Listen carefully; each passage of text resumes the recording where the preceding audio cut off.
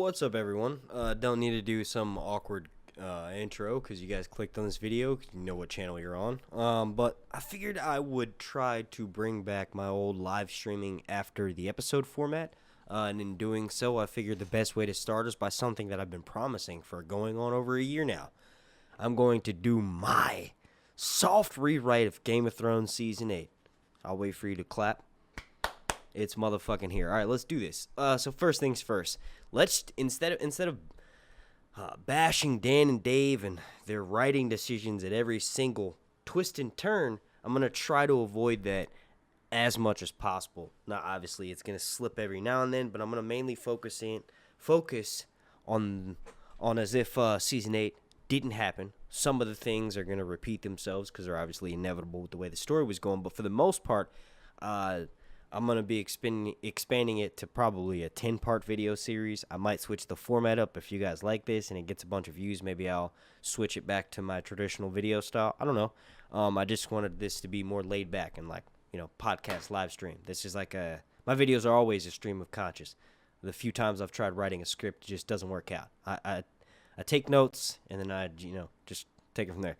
But yeah, so for those who aren't familiar, or if it's been a while since you did a rewatch, Season 7 pretty much ends with boat sex. Jon and Daenerys are making love, headed to Winterfell, and they had just lost a dragon, or Daenerys did, north of the wall, and Jon, she thought, was dead, and then he comes back to Castle Black, and then, she basically is there when he wakes up. And that's pretty much the plot up north, aside from Bran and Sam figuring out Jon's lineage, which didn't really amount to anything because I have no idea. But and then down south, obviously we have Cersei hearing about, or I'm sorry, not hearing about, but actually seeing that winter is coming and then getting into the argument with Jaime where he ultimately leaves. So my version of Season 8 is going to pick up with sexposition. That's something that made this show famous. Picks up with the morning after boat sex. Jon and Daenerys are two complex individuals whose story's been told over 7 seasons. That's over 60 hours.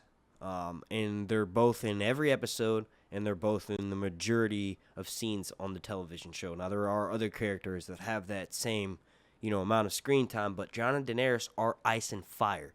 They are the reason why this story exists, and I'm pretty sure in the books, if it happens this way, George will spend some time giving them some relationship time, I guess you could say character progressment, but also time to realize that, they're living in such a fast-paced world. We need to take some time to sort of reflect. Let us know what's going on in their heads. And I think that the ideal scene would be them picking up right after boat sex. Maybe we find out that something that Daenerys did reminds Jon of his time in the cave with Ygritte. Maybe Jon makes reference to that and saying, I can't remember the last time I felt like this, but I don't really know anything, or something basically, hinting to the fact that Daenerys sort of reminds him of Ygritte. Raising the stakes. It's all about raising the stakes. So we're filling out a 10-episode series here, or a 10-episode season. We're going to have to develop storyline that has been building up over 7 seasons, but also that's going to be new to Season 8 because we have 10 episodes to fill. The way I would ideally do it is do a full 10-episode Season 8. There should have been, those 3 extra episodes in Season 7 as well, but I would close it out with Season 9, do 3, 1 hour and 30-minute balls-to-the-wall episodes to wrap everything up. But a full Season 7 and Season 8. Now, I'm obviously not going to go and make up shit for 3 episodes of Season 7, but with Season 8, we need to build a storyline that's going to add along with the 7 seasons worth of development, but also come to a head and then fizzle out nicely in the last few episodes. So I think giving Jon and Daenerys an actual relationship, if you want to have it in the way you do, where ice will destroy fire once and for all in the throne room, with the Iron Throne being melted, if you want to have all that symbolism, you have to build up to it. You can't just shove it in front of people's faces. One of the ways you can make it more complex and raise the stakes is by having Jon and Daenerys have an actual relationship. I would spend the first 10 minutes of the first episode just literally having them chit-chat, getting to know each other, talk to each other in bed. They kind of just had like a one-night stand, and then like we're supposed to be like, ooh, that's what this show is about. Like, no, not really. Like, the show is called Game of Thrones, and I guess that's sort of the theme that it focused on, but it's an adaptation of the Song of Ice and Fire novels. You still have to carry that theme over. Jon and Daenerys are the two most important characters. Doesn't matter who your favorite is. I like both of them. Obviously, Daenerys wins hands down every single time, but you got to spend time with ice and fire. It is literally a Song of Ice and Fire. So after, we got that basically sex position with Jon and Daenerys where, Dany's probably going to have her tits out for half the scene and Jon's probably showing his ass cheeks for the other half. But after that, that's when I would move down south. We last left off with Cersei in, I hate it when people do podcasts and their voice gets dry or fucking oily, like they just ate a damn sandwich right before they started recording and then never address that and just keep talking. So what I'm going to do is drink some water, clear my throat, and then continue. Fucking tasty. But yeah, so I would have actually made Cersei pregnant.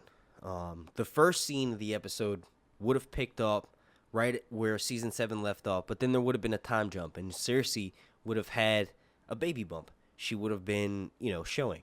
I would have spent her, or the way I would have written it is I would have had her opening scenes in the first episode of one of the last seasons of Game of Thrones is really just showing how vulnerable she is. One of the things that makes Game of Thrones so awesome is that characters tend to be gray.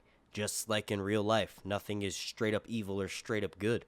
There's gray. It's like the complexity of being a human. We are not something that's sort of predictable. We can be creatures of habit, but the idea of humanity is complex, and there's many different facets of it. Game of Thrones is an amazing show at showing a lot of those facets. With Cersei, it's like, yeah, she blows up the Sept of Baelor, but also they walked her through the streets and smeared doo-doo on her. What do you expect? You know what I mean? It's those, and then also how she treats her children when you do see it.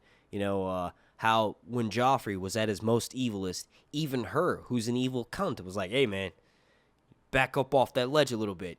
Did they show human size? So one of the things I would have done in season 8 is show her actually pregnant, show her preparing King's Landing, because the stakes are raised because she's obviously having a baby and she's going to carry it, and that's her last child. She would be shown, obviously, maybe that montage that they gave to Sansa at Winterfell and building up Winterfell's defenses and saying shit like, I'll have all your food come here. Maybe that's given to Cersei, and she's doing that at King's Landing. And we did see a little bit of that with the ballista, but maybe we could see more of that and more defenses. Maybe showing that she maybe not be taking the threat of the dead so seriously, but she's taking the threat of Daenerys seriously, because she did see her show up on a dragon. And someone who saw that firsthand, saw how massive it was, knows that she's got this crazy army of ruthless mercenaries. They should be a bit scared. Wildfire's not going to burn everything. Show her vulnerability through that. Like, she's got this strong facade that she's showing to the public when she's walking around King's Landing, and they're doing that montage scene. But then as soon as she's behind closed doors, maybe with that handmaiden who popped up on her and Jaime, maybe she shows up and Cersei just breaks down. It would be relative because they did randomly show her a couple times for kind of no fucking reason. Maybe, that handmaiden is who Cersei decides to make her new, confidant, and she just starts being vulnerable with her. Maybe she sends her on a mission to go and get Jaime. Maybe she asks, Qyburn's little birds to go and check up on Jaime and see what's going on with that. We do know that that's the love of her life, and even though she does say that it was a pleasure thing with him and it wasn't, he didn't feel that same way. He was obviously in love with her. We all know that's bullshit. Cersei's maybe less emotionally attached to sex, but as far as who she loves, that's clearly Jaime. I think it's pretty obvious that's being told, over 7 seasons. At this point, we're about 10 minutes in. I guess the last thing that I would sort of cover, or I guess the last few things that I would cover for that first episode, aside from Jon and Daenerys, the sex position, the first probably 20 minutes of the episode, then a good 20-minute chunk of Cersei and King's Landing and dealing with her emotions, showing her human side. I would probably make Sansa pick up a, get this, fucking sword. What are you doing? What are you I just did a video on this. Of why. I don't know why she didn't do that, but this is my season 8, and in my season 8, Sansa's not a fucking moron. She picks up a damn sword, and she's out there training with Arya. And there's actually a really cute scene where her and Arya are dueling, if you will, paying homage to that scene they had last season with Arya, and it's probably the greatest scene in Game of Thrones. And it's not even like a real scene. I mean, you guys all know what I'm talking about. Gwendolyn Christie and her amazing Brienne of Tarth fighting with. It's probably like top 3 favorite scenes of Game of Thrones. But they could sort of pay homage to Brienne and Arya sparring, and maybe Arya accidentally gets a little bit too rough and she cuts Sansa. And you think Sansa's going to start crying because, let's face it, that's in her character. But instead, she's like, it's all right. I'll just go on. Like, I don't know, maybe they show her toughening up a bit. Like I said, I just did a video ranting about Sansa, so I'm not going to spend too much time doing that in this one. I guess the last thing I would do in the episode, since they wanted it to happen, and I kind of think that it was going to happen to show Arya reaching womanhood, maybe start building the relationship with her and Gendry earlier on. So it's kind of not just like a whimsical sort of thing. Maybe even though Arya has said in the middle of season 6 that she wanted to see what's west of Westeros and that, she'll never be the same, a lot of moody teenagers say that dumb shit and they want to run away from home, but as soon as they go out and actually see what the world's like, they want to come back. That's why it's something like, I don't know the exact numbers, but it's like 60% of Americans live and die in the same state they grew up and were born in. Humans are creatures of habit when it comes to like home and community and like feeling like you belong somewhere. So I feel like Arya might be saying those things, but anybody who knows how humans are, and I think George may do it a different way, is she would think that all the way up until she realizes it. And that moment when she realizes it won't come until later in the season, but I wouldn't have had her going west of Westeros. Even though that's what she's saying verbally out loud, that's not what someone who I think has been through the same sort of traumatic events that she's been through, it's not realistic for them to want to keep running away. They'd want some sort of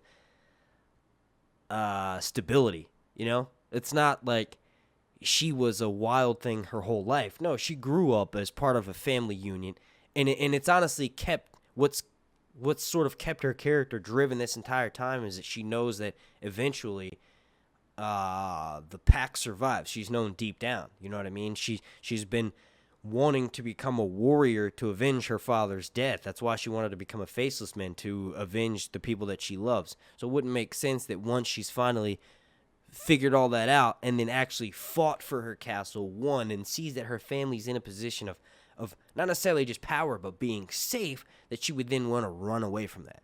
To me, that doesn't make sense. So while I would still continue that theme of having her wanting to do that, I wouldn't actually have her do that. And one of the ways I would lay seeds for it early on is by having her have several connecting emotional scenes with Gendry. Not just like, hey, how's it going? Sweet hammer. Oh, can you make me a weapon? Okay, let's have sex. And here's my awkward butt scene. No, I wouldn't have done that. I would have done it a bit of a more artistic way. But it's been 14 minutes, so I'm going to get the hell out of here. Didn't really edit this video that much. Slap a like on it if you could, please. The like goal is going to be 420. Also, if you could, please, leave me a comment down below. Let me know your thoughts on how my first episode of Game of Thrones Season 8, Episode 1 went. Super special shout out to every single person watching this video, and a special thank you to every single member of my Patreon family over on patreon.com/SirHuntsReviews. I want to thank you all again so much for watching. My name's Mark, and this has been Sir Hunts Reviews.